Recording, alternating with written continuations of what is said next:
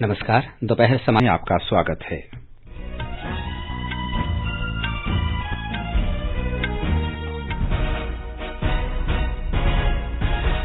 प्रधानमंत्री नरेंद्र मोदी ने देश के पहले खिलौना मेले का आज वीडियो कॉन्फ्रेंसिंग के माध्यम से उद्घाटन किया। प्रधानमंत्री ने कहा, खिलौना मेला आत्मनिर्भर भारत के निर्माण में महत्वपूर्ण कदम। उन्होंने भारत के खिलौना निर्माताओं से आग्रह किया कि वे पर्यावरण अनुकूल और बाल मनोविज्ञान के अनुरूप खिलौने बनाएं। पश्चिम बंगाल, असम, तमिलनाडु, केरल और पुदुचेरी में 27 मार्च से 29 अप्रैल तक विधानसभा चुनाव कराए जाएंगे। चुनाव आचार संहिता लागू। तमिलनाडु में कन्याकुमारी और केरल में मल्लापुरम लोकसभा सीटों का उपचुनाव 6 अप्रैल को होगा। वोटों की गिनती 2 मई को होगी। केरल, महाराष्ट्र, पंजाब, कर्नाटक, तमिलनाडु और गुजरात में कोरोना वायरस के सर्वाधिक सक्रिय मामले सामने आए। केंद्रीय गृह सचिव ने राज्यों और केंद्र शासित प्रदेशों से कोविड महामारी पर पूरी तरह से नियंत्रण पाने के लिए उचित सावधानी और कड़ी निगरानी रखने को कहा। देश में अब तक 1 करोड़ 42 लाख से अधिक कोविड टीके लगाए गए। प्रधानमंत्री कल सुबह 11 बजे आकाशवाणी से मन की बात कार्यक्रम में अपने विचार साझा करेंगे। और भक्ति आंदोलन के संत गुरु रविदास की जयंती आज देश भर में मनाई जा रही है।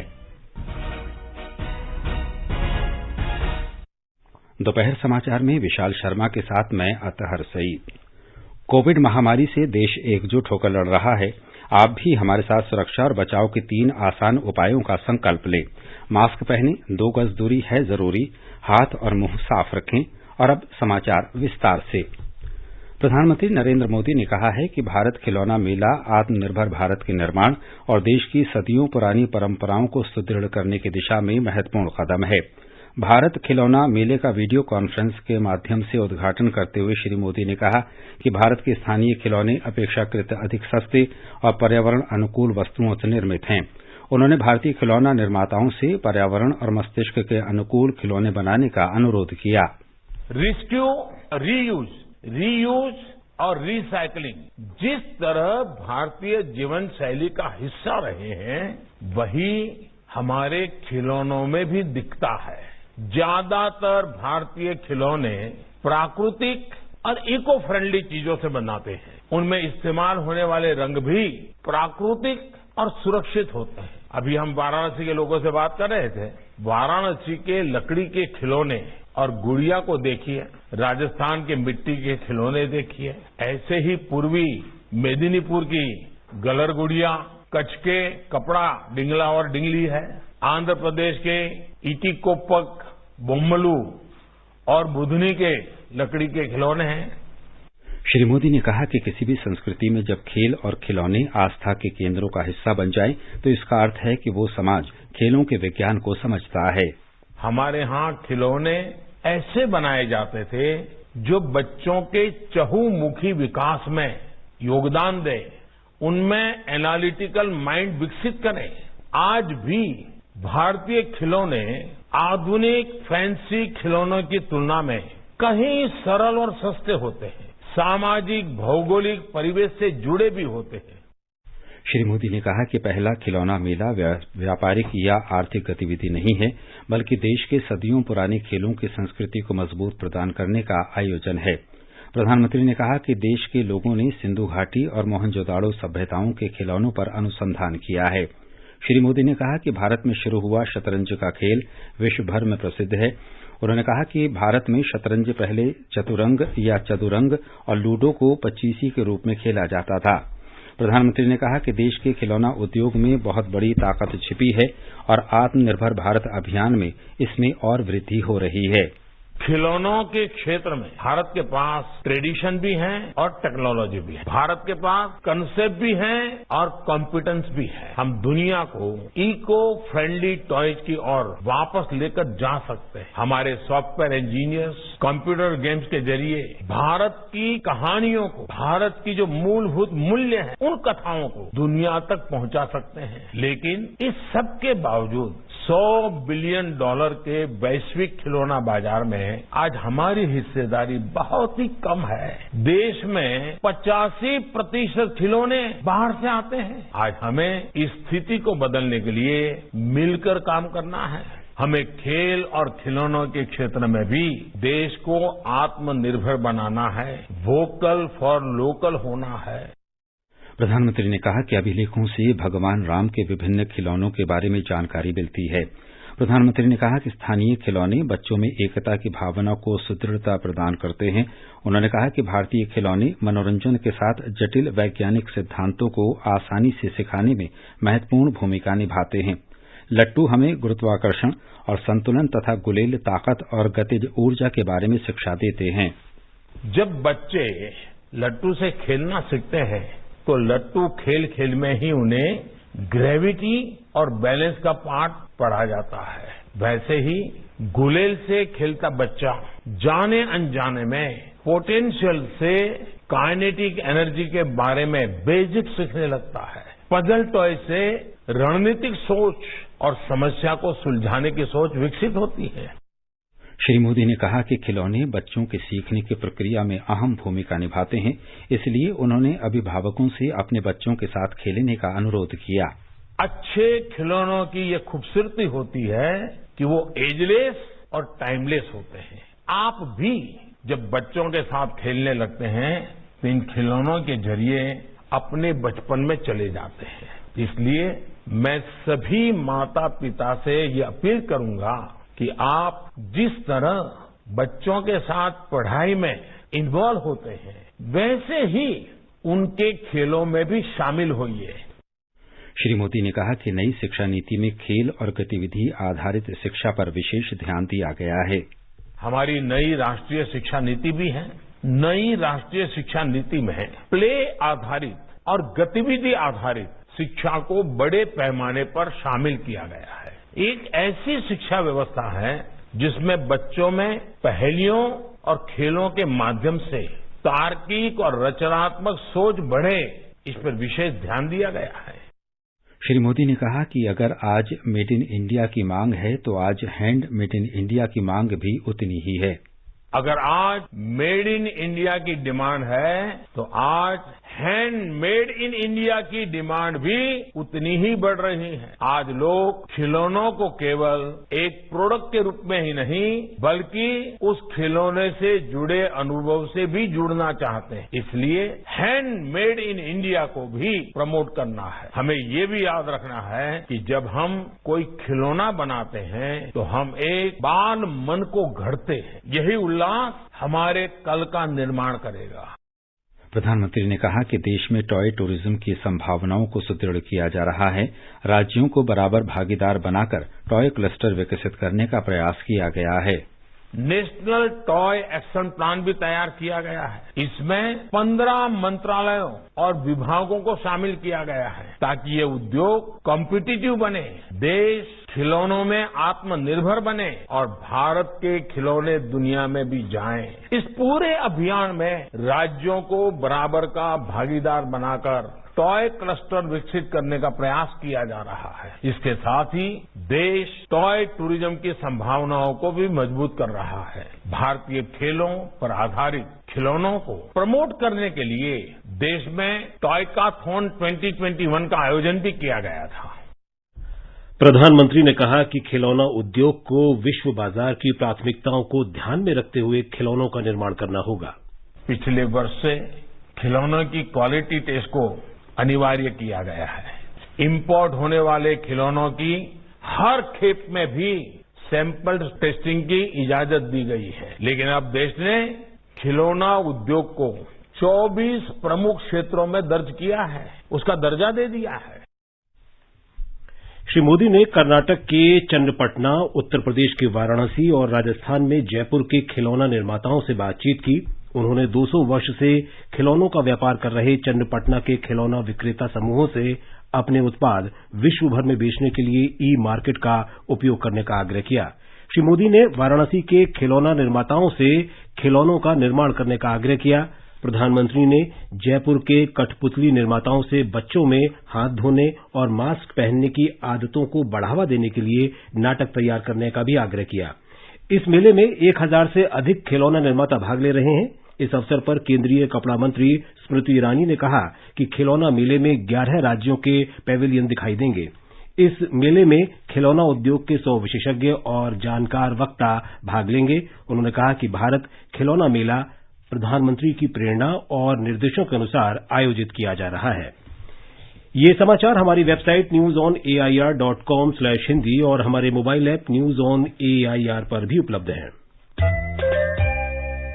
चलो मिलकर एक शुरुआत करें, चलो एक फैसला आज करें, मास्क नहीं तो टोकेंगे, कोरोना को रोकेंगे, चलो एक इरादा करते हैं, चलो खुद से वादा करते हैं, मास्क नहीं तो टोकेंगे, कोरोना को रोकेंगे। दोपहर समाचार में आपका फिर स्वागत है।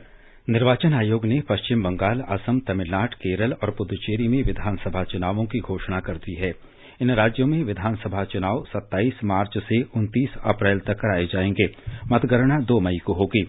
तमिलनाडु, केरल और केंद्र शासित प्रदेश पुदुचेरी में विधानसभा चुनाव के लिए एक ही चरण में 6 अप्रैल को मतदान होगा। मुख्य चुनाव आयुक्त सुनील अरोड़ा ने बताया कि पश्चिम बंगाल में 27 मार्च से 29 अप्रैल तक 8 चरणों में चुनाव कराए जाएंगे। असम में 27 मार्च, 1 अप्रैल और 6 अप्रैल को 3 चरणों में चुनाव होंगे। श्री अरोड़ा ने कहा कि चुनाव कार्य के लिए तैनात प्रत्येक व्यक्ति को चुनाव से पहले कोविड से बचाव के टीके लगाए जाएंगे। असम में विधानसभा चुनाव तिथियों की घोषणा के साथ ही चुनाव से संबंधित गतिविधियां शुरू हो गई हैं। गृह विभाग ने कल रात 18 वरिष्ठ पुलिस अधिकारियों के स्थानांतरण का आदेश जारी किया। हमारे संवाददाता ने बताया कि मुख्य चुनाव अधिकारी नितिन खरे आज शाम 4 बजे संवाददाता सम्मेलन को संबोधित करेंगे। चुनाव की तारीखों की घोषणा के साथ ही असम में आने वाले दिनों में राजनीतिक गतिविधियों को और गति मिलेगी। सत्तारूढ़ भाजपा और असम गण परिषद अपना गठबंधन जारी रखेंगे और यूपीपीएल इस गठबंधन में शामिल होंगे। भाजपा ने पहले ही घोषणा की है कि पार्टी वर्तमान सहयोगी बोडोलैंड पीपुल्स फ्रंट बीपीएफ के बजाय यूपीपीएल के साथ गठजोड़ करेगी। बीपीएफ की वरिष्ठ नेता प्रमिला रानी ब्रह्मा ने कहा कि पार्टी बोडोलैंड प्रादेशिक क्षेत्र में अकेले चुनाव लड़ेगी, जबकि असम के बाकी हिस्सों में अन्य दलों के साथ गठबंधन पर निर्णय लिया जाना बाकी है। कांग्रेस, एआईयूडीएफ, वाम दलों और आंचलिक गण मोर्चा के महागठबंधन भी सीट बंटवारे को लेकर बैठकें कर रहे हैं। प्रदेश के 2 नवगठित क्षेत्रीय दल असम जातीय परिषद और रायजोर दल मिलकर चुनाव लड़ेंगे। मानस प्रतिम शर्मा, आकाशवाणी समाचार, गुवाहाटी। तमिलनाडु और केरल में घोषित हुए विधानसभा चुनाव कार्यक्रमों के साथ ही तमिलनाडु की कन्याकुमारी और केरल की मल्लापुरम सीटों पर 6 अप्रैल को उपचुनाव होंगे। 12 मार्च को चुनाव की अधिसूचना जारी की जाएगी, जबकि 19 मार्च को नामांकन पत्र दाखिल करने की अंतिम तारीख है। केंद्र शासित प्रदेश पुदुचेरी विधानसभा की 30 सीटों के चुनाव के लिए 6 अप्रैल को वोट डाले जाएंगे। ये घोषणा कल निर्वाचन आयोग ने की। 5 सीटें अनुसूचित जाति के उम्मीदवारों के लिए आरक्षित हैं। कोविड-19 महामारी को देखते हुए मतदान का समय 1 घंटा अधिक होगा। सरकार ने social media, digital news media तथा over the top OTT content सेवा प्रदाताओं को नियमित करने के लिए दिशा निर्देश जारी किए हैं। सरकार ने स्पष्ट किया है कि इन दिशा निर्देशों से डिजिटल प्लेटफॉर्मों का इस्तेमाल करने वाले लोगों का सशक्तिकरण होगा और उन्हें अपनी शिकायतों का समाधान करने के लिए एक मंच उपलब्ध होगा। ये दिशा निर्देश डिजिटल उपभोक्ताओं के अधिकारों का हनन होने की स्थिति में जवाबदेही तय करने में भी सहायक होंगे। केंद्रीय फिल्म प्रमाणन बोर्ड सीबीएफसी के सदस्य विवेक अग्निहोत्री ने इस कदम का स्वागत किया है। केंद्रीय विधि मंत्री रविशंकर प्रसाद ने कहा है कि सरकार प्रेस की स्वतंत्रता और लोगों के अधिकारों के प्रति वचनबद्ध है, लेकिन उन्होंने कहा कि देश की सुरक्षा और कानून व्यवस्था भी उतनी ही महत्वपूर्ण है। पटना उच्च न्यायालय के शताब्दी समारोह का उद्घाटन करते हुए श्री प्रसाद ने कहा कि सोशल मीडिया ने लोगों को सशक्त बनाया है। उन्होंने कहा कि सरकार आलोचना का सम्मान करती है, यहां तक कि नागरिक प्रधानमंत्री की भी आलोचना कर सकते हैं, लेकिन सोशल मीडिया का इस्तेमाल अगर नफरत फैलाने के लिए किया जाता है तो कार्रवाई करनी ही होती है। विधि मंत्री ने कहा कि सोशल मीडिया मंचों के दुरुपयोग और फर्जी खबरों को लेकर चिंता जताई जाती रही है। उन्होंने कहा कि सोशल मीडिया पर न्यायपालिका और न्यायाधीशों के विवेक के बारे में आपत्तिजनक टिप्पणियां नहीं की जानी चाहिए। ये समाचार आकाशवाणी से प्रसारित किए जा रहे हैं। ताज़ा समाचार जानने के लिए आप हमारे Twitter handle @AIR News Hindi को फॉलो कर सकते हैं। ये आकाशवाणी है। आगे बढ़ने से पहले मुख्य समाचारों पर एक नजर। प्रधानमंत्री नरेंद्र मोदी ने देश के पहले खिलौना मेले का आज वीडियो कॉन्फ्रेंसिंग के माध्यम से उद्घाटन किया। प्रधानमंत्री ने कहा, खिलौना मेला आत्मनिर्भर भारत के निर्माण में महत्वपूर्ण कदम। उन्होंने भारत के खिलौना निर्माताओं से आग्रह किया कि वे पर्यावरण अनुकूल और बाल मनोविज्ञान के अनुरूप खिलौने बनाएं। पश्चिम बंगाल, असम, तमिलनाडु, केरल और पुदुचेरी में 27 मार्च से 29 अप्रैल तक विधानसभा चुनाव कराए जाएंगे। चुनाव आचार संहिता लागू। तमिलनाडु में कन्याकुमारी और केरल में मल्लापुरम लोकसभा सीटों का उपचुनाव 6 अप्रैल को होगा। वोटों की गिनती 2 मई को होगी। केरल, महाराष्ट्र, पंजाब, कर्नाटक, तमिलनाडु और गुजरात में कोरोना वायरस के सर्वाधिक सक्रिय मामले सामने आए। केंद्रीय गृह सचिव ने राज्यों और केंद्र शासित प्रदेशों से कोविड महामारी पर पूरी तरह से नियंत्रण पाने के लिए उचित सावधानी और कड़ी निगरानी रखने को कहा। देश में अब तक 1 करोड़ 42 लाख से अधिक कोविड टीके लगाए गए। प्रधानमंत्री कल सुबह 11 बजे आकाशवाणी से मन की बात कार्यक्रम में अपने विचार साझा करेंगे और भक्ति आंदोलन के संत गुरु रविदास की जयंती आज देश भर में मनाई जा रही है। केंद्रीय गृह सचिव अजय कुमार भल्ला ने राज्यों और केंद्र शासित प्रदेशों से कोविड महामारी पर पूरी तरह से नियंत्रण पाने के लिए उचित सावधानी और कड़ी निगरानी रखने को कहा है। कोविड के मौजूदा दिशा निर्देशों को 31 मार्च तक बढ़ाने के बारे में श्री भल्ला ने सभी राज्यों और केंद्र शासित प्रदेशों को पत्र लिखा है। उन्होंने कहा कि पिछले कुछ महीनों में देश में सक्रिय और नए मामलों की संख्या में गिरावट आई है, लेकिन सावधानी बरतने और कड़ी निगरानी की आवश्यकता है। राज्यों और केंद्र शासित प्रदेशों से सावधानीपूर्वक कंटेनमेंट जोन बनाने के लिए कहा गया है। इन क्षेत्रों में कोविड दिशा निर्देशों का कड़ाई से पालन सुनिश्चित करने का निर्देश दिया गया है। केंद्र सरकार ने आज कहा कि केरल, महाराष्ट्र, पंजाब, कर्नाटक, तमिलनाडु और गुजरात में कोविड मरीजों की संख्या में तेजी से वृद्धि हुई है। केंद्रीय स्वास्थ्य मंत्रालय ने कहा है कि महाराष्ट्र में एक दिन में सर्वाधिक 8,333 नए मरीजों का पता चला। केरल में 3,671 और पंजाब में 622 नए रोगी सामने आए। मंत्रालय ने कहा कि 6 राज्यों और केंद्र शासित प्रदेश में 82.3% नए मरीजों की मृत्यु हुई। महाराष्ट्र में सबसे ज्यादा 48 व्यक्तियों की कोविड के कारण मृत्यु हुई है। पिछले 24 घंटे में पंजाब में 15 और केरल में 14 लोगों की मौत हुई। उत्तर प्रदेश सरकार ने केरल और महाराष्ट्र से लौट रहे लोगों के लिए नए दिशा निर्देश जारी किए हैं। कोरोना के बढ़ते मामलों को देखते हुए मुख्यमंत्री योगी आदित्यनाथ ने अधिकारियों से सतर्क रहने को कहा है। मुख्यमंत्री ने आवश्यक मामलों में कोरोना जांच अनिवार्य रूप से किए जाने पर बल दिया है। नागपुर जिला प्रशासन ने शहर में कोविड के बढ़ते मामलों के मद्देनजर सप्ताहांत लॉकडाउन लगाने के आदेश दिए हैं। नागपुर के प्रभारी मंत्री डॉक्टर नितिन रावत ने कल कोविड संक्रमण की समीक्षा करने के बाद लोगों से इसे रोकने के लिए जिला प्रशासन के साथ सहयोग की अपील की। ब्यौरा हमारे संवाददाता से। नागपुर जिला प्रशासन ने शहर में बढ़ते कोविड पॉजिटिव केसेस पर अंकुश लगाने के लिए आज और कल के लिए वीकेंड लॉकडाउन लागू किया है। नागपुर के पालक मंत्री डॉक्टर नितिन राउत ने कल एक समीक्षा बैठक ली और वायरस के प्रसार को नियंत्रित करने के लिए जनता से जिला प्रशासन के साथ सहयोग करने की अपील भी की। उन्होंने यह भी कहा कि यह पूर्ण तालाबंदी नहीं है। पुलिस आयुक्त अमितेश कुमार ने शहर के मुख्य चौराहों का निरीक्षण किया। उन्होंने कहा कि इस वीकेंड लॉकडाउन को लोग अच्छा प्रतिसाद दे रहे हैं। इस लॉकडाउन के बीच आवश्यक सेवाएं सुचारू रूप से चल रही है। नागपुर जिले में दैनिक परीक्षण और टीकाकरण युद्ध स्तर पर हो रहा है। धनंजय वानखेड़े, आकाशवाणी समाचार, नागपुर। केंद्रीय स्वास्थ्य मंत्रालय ने कहा है कि देश भर में अब तक 1 करोड़ 42 लाख से अधिक लोगों को कोविड के टीके लगाए जा चुके हैं। पिछले 24 घंटे के दौरान 7,69,000 स्वास्थ्य कर्मियों और अग्रिम पंक्ति कार्यकर्ताओं को टीके लगाए गए।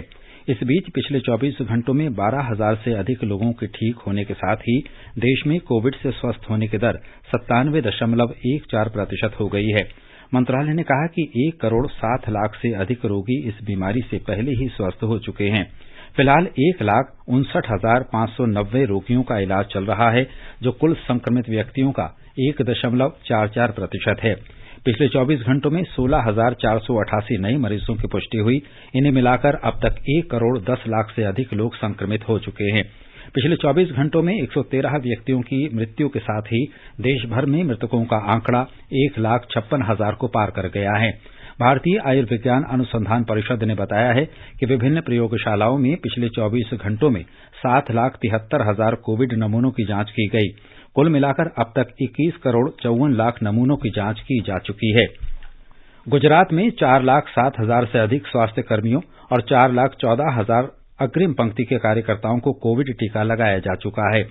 1,65,000 स्वास्थ्य कर्मियों को कोविड टीके की दूसरी खुराक दी जा चुकी है। ब्यौरा हमारे संवाददाता से।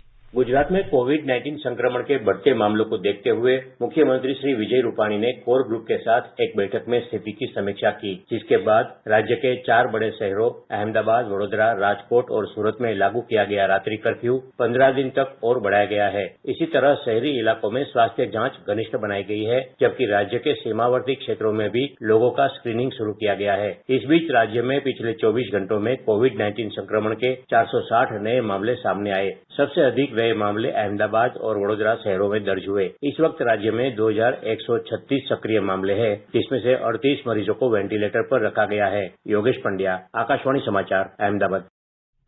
सरकार 60 वर्ष से अधिक आयु वाले लोगों तथा 45 वर्ष से ऊपर के उन लोगों के लिए सोमवार से कोविड टीकाकरण अभियान शुरू करेगी जो अन्य बीमारियों से ग्रस्त हैं। टीकाकरण के इस चरण के लिए तैयारियां की जा रही हैं। इसे देखते हुए आज और कल टीकाकरण का काम नहीं किया जाएगा। 10,000 सरकारी अस्पतालों में इस श्रेणी के लोगों को कोविड का टीका मुफ्त में लगाया जाएगा तथा 20,000 निजी अस्पतालों में स्थापित टीकाकरण सुविधा के लिए लोगों को कीमत अदा करनी होगी। हमारे संवाददाता ने बताया है कि इस आयु वर्ग के लोगों के लिए टीकाकरण के नए चरण के शुरू होने से देश में कोविड टीकाकरण कई गुना बढ़ जाएगा। सरकारी टीकाकरण केंद्रों पर निःशुल्क टीकाकरण की व्यवस्था होगी। वहीं जो लोग चिन्हित और इम्पैनल निजी स्वास्थ्य संस्था पर टीके लगवाएंगे, उन्हें पहले से निर्धारित शुल्क देना होगा। टीकाकरण के लिए पात्र व्यक्ति कोविन 2.0 प्लेटफॉर्म या आरोग्य सेतु जैसे अन्य IT एप्लीकेशन के माध्यम से स्वतः पंजीकरण करा सकते हैं। इन ऐप्स पर उन सरकारी और निजी अस्पतालों के नाम लिखे होंगे जहां कोविड टीकाकरण के केंद्र स्थापित हैं। लाभार्थी अपने मनपसंद कोविड टीकाकरण केंद्रों का चुनाव और टीकाकरण की तिथि बुक करा सकेंगे। पात्र लाभार्थी आधार कार्ड और मतदाता पहचान पत्र के अलावा कोई अन्य फोटो पहचान वाले दस्तावेज दिखाकर टीकाकरण करा सकते हैं। इसमें जन्म की तारीख दर्ज होनी चाहिए। किसी गंभीर बीमारी से ग्रसित 45 से 59 साल के लाभार्थियों को किसी पंजीकृत डॉक्टर द्वारा दिया गया बीमारी का सर्टिफिकेट देना होगा। दीपेंद्र कुमार, आकाशवाणी समाचार, दिल्ली। आकाशवाणी से बातचीत में नई दिल्ली स्थित अखिल भारतीय आयुर्विज्ञान संस्थान के निदेशक डॉक्टर रणदीप गुलेरिया ने बताया कि कोविड टीकाकरण के लिए दिव्यांग व्यक्तियों को प्राथमिकता सूची में रखा गया है। अभी तक वैक्सीन जो है वो हाई रिस्क ग्रुप है, जैसे हम शुरू में कहा कि 60 साल से ज्यादा जिनकी उम्र है या 45 साल से ज्यादा है और उनको कोमॉर्बिडिटीज है, उनको दिया जाएगा। क्योंकि अभी हम अगर देखें तो हमारे पास जो वैक्सीन है उसका सप्लाई और डिमांड बैलेंस होना चाहिए। डिमांड अभी काफी है, सप्लाई जो है वो अभी हमें क्लियर नहीं है कितना होगा, क्योंकि 2 डोजेज लगने हैं और हमारी देश की जनता भी ज्यादा है। हमें पहले ही अगर हम चरण में फेज 1 की बात करें और 2 डोजेज की बात करें तो हमें करीब 60 करोड़ डोजेज की जरूरत पड़ेगी। लेडी हार्डिंग मेडिकल कॉलेज के निदेशक डॉक्टर NN माथुर ने लोगों से टीकाकरण के बावजूद मास्क पहनने का अनुरोध किया। मास्क तो अभी पहनना पड़ेगा। मास्क कब लगाना है और कब उतारना है या कब कोविड एप्रोप्रिएट बिहेवियर्स में थोड़ी लैक्सिटी आनी है, ये सरकार तय करेगी और वो विशेषज्ञों के साथ बैठ के तब डिसीजन लिया जाएगा। अभी हम बहुत दूर हैं उस चीज से। अभी तो हम लोगों को मास्क लगाना ही पड़ेगा, चाहे हमने वैक्सीनेशन करा भी लिया हो तब भी उसके बावजूद। प्रधानमंत्री नरेंद्र मोदी कल आकाशवाणी से मन की बात कार्यक्रम में देश विदेश के लोगों से अपने विचार साझा करेंगे। ये इस मासिक रेडियो कार्यक्रम की 74वीं कड़ी होगी। आकाशवाणी और दूरदर्शन के समूचे नेटवर्क पर इसका प्रसारण होगा। ये आकाशवाणी समाचार की वेबसाइट www.newsonair.com और news on AIR mobile app पर भी उपलब्ध रहेगा। मन की बात कार्यक्रम आकाशवाणी, दूरदर्शन समाचार, प्रधानमंत्री कार्यालय तथा सूचना और प्रसारण मंत्रालय के YouTube चैनलों पर भी सीधा प्रसारित होगा। आकाशवाणी से हिंदी में प्रसारण के तुरंत बाद क्षेत्रीय भाषाओं में भी इसे प्रसारित किया जाएगा। क्षेत्रीय भाषाओं में इसे रात 8 बजे फिर सुना जा सकेगा। संत रविदास जयंती आज देश भर में मनाई जा रही है। भारतीय संस्कृति, मुख्य रूप से उत्तर भारत में उनका गहरा प्रभाव है। भक्ति आंदोलन के संत रविदास ने जाति प्रथा समाप्त करने के लिए अथक प्रयास किए। संत रविदास संत कबीरदास के समकालीन थे। राष्ट्रपति, उपराष्ट्रपति, प्रधानमंत्री और गृहमंत्री ने गुरु रविदास जयंती पर लोगों को शुभकामनाएं दी हैं। श्री रामनाथ कोविंद ने एक संदेश में कहा कि गुरु रविदास एक महान संत और धर्म सुधारक थे, जिनका पूरा जीवन मानवता को समर्पित था। उपराष्ट्रपति एम वेंकैया नायडू ने भी आज संत रविदास की जयंती पर उनका पुण्य स्मरण किया है। उन्होंने कहा है कि रविदास जी विश्व बंधुत्व में विश्वास रखते थे और उन्होंने अपने लेखन और शिक्षा में एकता का संदेश प्रमुखता से दिया। श्री नायडू ने लोगों से अपील की है कि वे रविदास जी के संदेशों को अपनाएं और उनके बताए मार्ग पर चलने का संकल्प लें। प्रधानमंत्री नरेंद्र मोदी ने ट्वीट संदेशों में कहा कि संत रविदास ने कई शताब्दी पूर्व समानता, सद्भावना और करुणा का संदेश दिया था, जो सदियों तक देशवासियों को अनुप्राणित करता रहेगा। गृहमंत्री अमित शाह ने कहा है कि गुरु रविदास ने पूरे समाज को एकता के सूत्र में बांधने के प्रयास किए और उन्होंने सभी वर्गों के कल्याण का मार्ग प्रशस्त किया। केंद्रीय पेट्रोलियम और प्राकृतिक गैस मंत्री धर्मेंद्र प्रधान ने आज संत रविदास जयंती पर वाराणसी में सीर गोवर्धन इलाके में रविदास मंदिर के दर्शन किए। श्री प्रधान 2 दिन के दौरे पर कल वाराणसी पहुंचे। आज पहले दिन उन्होंने खिड़किया घाट स्थित सीएनजी स्टेशन का निरीक्षण किया। इसके बाद उन्होंने शहर में बिछाई जा रही पीएनजी गैस पाइपलाइन के कार्य की समीक्षा की। उनके पार्टी की बैठक में भाग लेकर कार्यकर्ताओं को संबोधित करने का भी कार्यक्रम है। भारतीय जनता पार्टी के अध्यक्ष जेपी नड्डा ने कहा है कि मोदी सरकार की सभी योजनाओं का लक्ष्य अंतिम छोर पर खड़े व्यक्ति को मजबूत बनाना है। नई दिल्ली स्थित पार्टी मुख्यालय में संत रविदास जयंती के उपलक्ष्य में आयोजित एक कार्यक्रम में श्री नड्डा ने कहा कि सरकार इन कार्यक्रमों के जरिए निर्धन, वंचित, शोषित और कमजोर वर्गों को मुख्य धारा में लाने के प्रयास कर रही है। उपराष्ट्रपति एम वेंकैया नायडू ने आज क्रांतिकारी स्वतंत्रता सेनानी चंद्रशेखर आजाद को उनकी पुण्यतिथि पर श्रद्धांजलि अर्पित की। एक ट्वीट में श्री नायडू ने कहा कि असाधारण नेता और सच्चे देशभक्त चंद्रशेखर आजाद ने अनेक लोगों को स्वतंत्रता आंदोलन में शामिल होने के लिए प्रेरित किया। उपराष्ट्रपति ने कहा कि मातृभूमि के लिए किया गया उनका सर्वोच्च बलिदान हमेशा याद किया जाएगा। गृहमंत्री अमित शाह ने भी शहीद चंद्रशेखर आजाद को श्रद्धांजलि अर्पित की। श्री शाह ने कहा कि चंद्रशेखर आजाद के बलिदान से हमें अपना सर्वस्व मातृभूमि की सेवा में न्यौछावर करने की प्रेरणा मिलती है। मिस्र की राजधानी काहिरा में अंतर्राष्ट्रीय निशानेबाजी संघ के शॉट गन विश्व कप में भारत के मेराज अहमद खान, अंगद वीर सिंह बाजवा और गुरजोत खंगूरा की टीम ने पुरुषों की स्कीट टीम स्पर्धा का कांस्य पदक जीत लिया है। प्रतियोगिता के तीसरे दिन भारतीय टीम ने कजाकिस्तान के डेविड पोशिवालोव, एडवर्ड येशचेंको और अलेक्जेंडर मुखामेदियेव को 6-2 से हराकर तीसरा स्थान हासिल किया। और अब एक नजर आज के मौसम पर।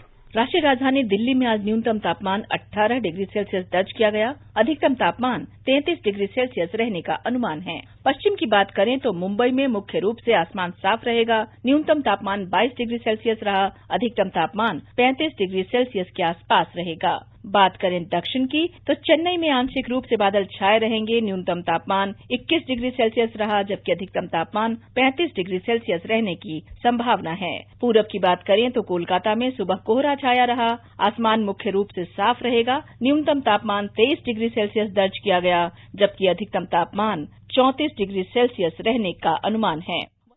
अंत में मुख्य समाचार एक बार फिर। प्रधानमंत्री नरेंद्र मोदी ने देश के पहले खिलौना मेले का आज वीडियो कॉन्फ्रेंसिंग के माध्यम से उद्घाटन किया। प्रधानमंत्री ने कहा, खिलौना मेला आत्मनिर्भर भारत के निर्माण में महत्वपूर्ण कदम। उन्होंने भारत के खिलौना निर्माताओं से आग्रह किया कि वे पर्यावरण अनुकूल और बाल मनोविज्ञान के अनुरूप खिलौने बनाएं। पश्चिम बंगाल, असम, तमिलनाडु, केरल और पुदुचेरी में 27 मार्च से 29 अप्रैल तक विधानसभा चुनाव कराए जाएंगे। चुनाव आचार संहिता लागू। तमिलनाडु में कन्याकुमारी और केरल में मल्लापुरम लोकसभा सीटों का उपचुनाव 6 अप्रैल को होगा। वोटों की गिनती 2 मई को होगी। केरल, महाराष्ट्र, पंजाब, कर्नाटक, तमिलनाडु और गुजरात में कोरोना वायरस के सर्वाधिक सक्रिय मामले सामने आए। केंद्रीय गृह सचिव ने राज्यों और केंद्र शासित प्रदेशों से कोविड महामारी पर पूरी तरह से नियंत्रण पाने के लिए उचित सावधानी और कड़ी निगरानी रखने को कहा। देश में अब तक 1 करोड़ 42 लाख से अधिक कोविड टीके लगाए गए। प्रधानमंत्री कल सुबह 11 बजे आकाशवाणी से मन की बात कार्यक्रम में अपने विचार साझा करेंगे। और भक्ति आंदोलन के संत गुरु रविदास की जयंती आज देश भर में मनाई जा रही है। इसके साथ ही दोपहर समाचार का ये अंक समाप्त हुआ। नमस्कार।